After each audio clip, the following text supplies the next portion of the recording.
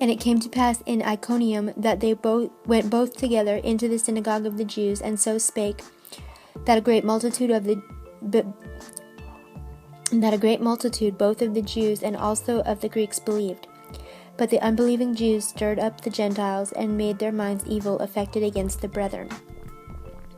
Long time therefore abode they, speaking boldly in the Lord, which gave testimony unto the word of his grace, and granted signs and wonders to be done by their hands.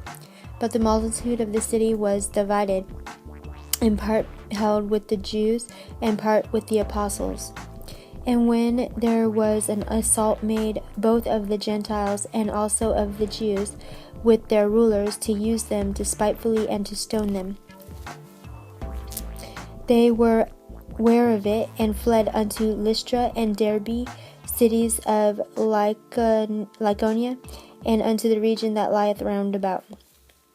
And there they preached the gospel. And there sat a certain man at Lystra, impotent in his feet, being a cripple from his mother's womb, who never had walked. The same heard Paul speak, who steadfastly beholding him, and perceiving that he had faith to be healed, said with a loud voice, Stand up right on thy feet. And he leaped and walked. And when the people saw what Paul had done, they lifted up their voices, saying in the speech of Lycaonia, The gods are come down to us in the likeness of men. And they called Barnabas Jupiter, and Paul Mercurius, because he was the chief speaker. And then the priest of Jupiter, which was before their city, brought oxen and garlands unto the gates, and would have done sacrifice with the people.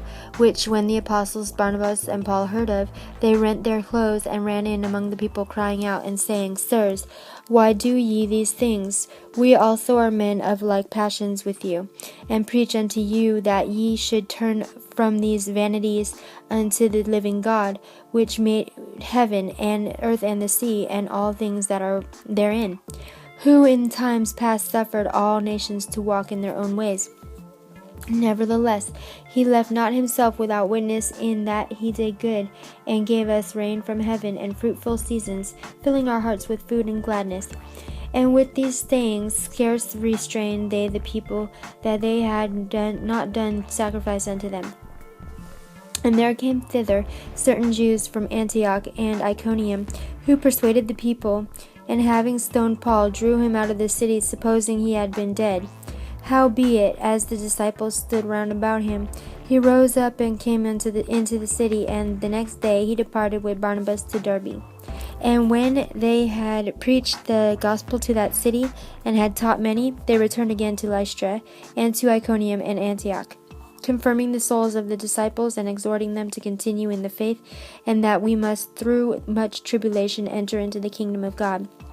And when they had ordained them elders in every church, and had prayed with fasting, they commended them to the Lord, on whom they believed. And after they had passed throughout Pisidia, they came to Pamphylia. And when they had preached the word in Perga, they went down into Attalia, and thence sailed to Antioch, from whence they had been recommended to the grace of God for the work which they fulfilled. And when they were come and had gathered the church together, they rehearsed all that God had done with them, and how he had opened the door of faith unto the Gentiles. And there they abode a long time with the disciples. End of the Acts chapter 14.